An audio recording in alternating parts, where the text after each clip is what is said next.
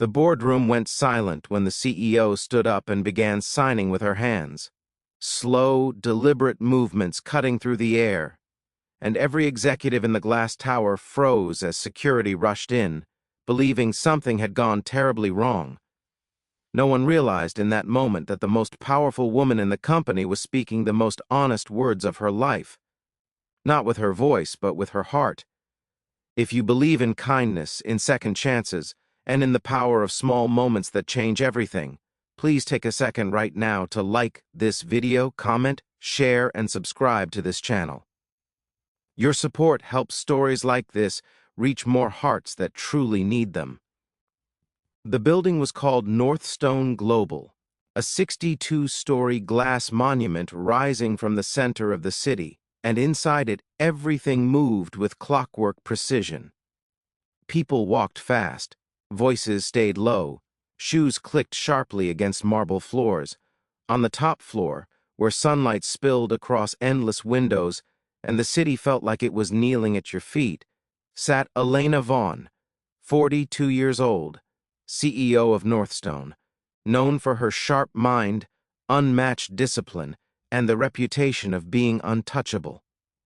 Elena had built the company from nearly nothing after her father's death, surviving betrayal, lawsuits, recession, and loss. She slept 4 hours a night, carried the weight of thousands of employees, and trusted almost no one. Success had taught her how to lead, but life had not yet taught her how to heal.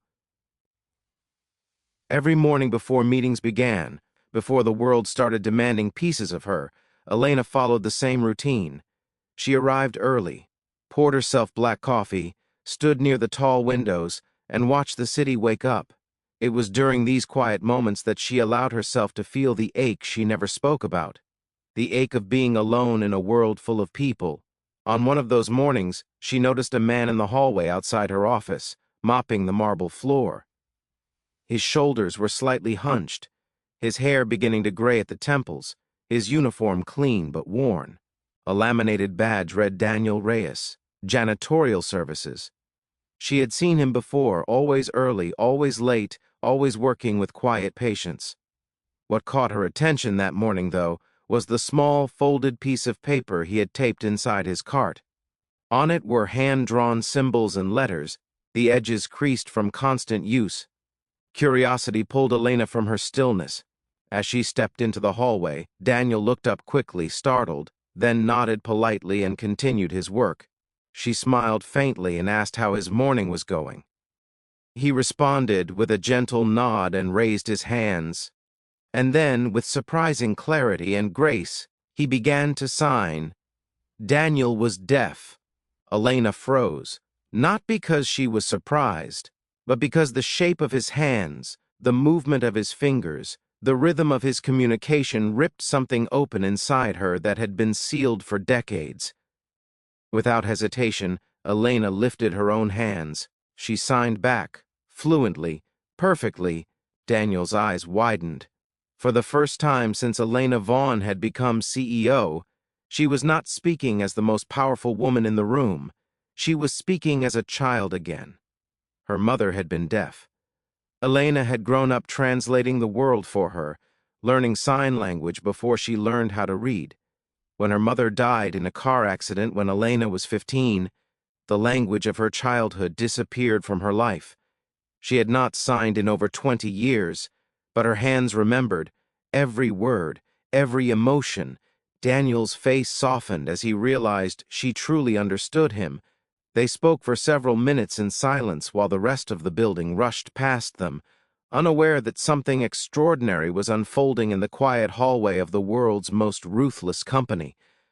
Daniel explained he had a daughter, Sophia, 8 years old, also deaf. He had raised her alone since his wife died of illness. He worked 2 jobs, sometimes 3. Money was always tight, he was exhausted, but he never complained. Elena listened, really listened, for the first time in years, she felt the world slow down. When Daniel finished, he hesitated, then signed something that made Elena's breath catch. "Please call my father." He explained that his own father, Miguel, was losing his home. The bank would not communicate with him properly due to his hearing impairment. He didn't understand the legal documents. Daniel was desperate. He had no one else to turn to. He didn't know Elena was the CEO. He thought she was simply someone who understood him. Before Elena could answer, the elevator doors opened behind them. Several executives stepped out. They stopped, stared. Elena Vaughn, CEO, standing in the hallway, hands moving rapidly in silent conversation with a janitor. One executive whispered into his phone. Another looked confused. Moments later, two security guards approached, alarmed. They believed Elena was being harassed. One guard gently but firmly placed a hand on Daniel's shoulder and asked him to step away from the CEO. Elena turned. Her face changed. For the first time, her control cracked. She raised her hands again, not in sign language this time, but in command. She told them to stop. They didn't. Protocol didn't allow what they were seeing. A powerful woman, alone, gesturing wildly with a janitor in the hallway. They escorted Elena toward the boardroom, believing they were protecting her.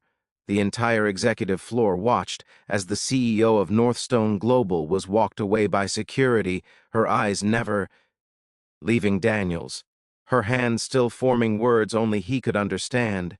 She was escorted out of her own meeting. Inside the boardroom, executives whispered furiously. What was happening to her? Was she unstable? Was something wrong? Elena didn't care. For the first time in decades, something mattered more than perception. Later that day, she ordered a full investigation into Miguel Reyes's housing case. She personally called the bank. She involved the legal department.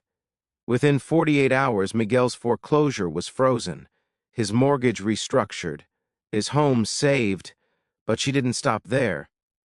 Elena began coming in early just to speak with Daniel and learn about Sophia. She arranged private tutoring. She funded specialized education. She installed visual safety systems in Daniel's apartment. She quietly created a program inside Northstone for workers with disabilities and families in crisis. Weeks passed. Daniel's shoulders straightened. His eyes held light again. Sophia received a cochlear implant consultation and full scholarship for a school for the deaf. Miguel's home remained safe. And Elena changed. She started sleeping, started smiling, started listening. Then one afternoon, during a shareholder meeting, Elena stood at the front of the room and told them the truth.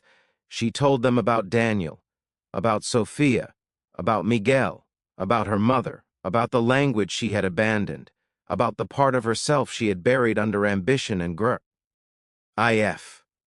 Some investors were angry, some were moved, but the company culture shifted.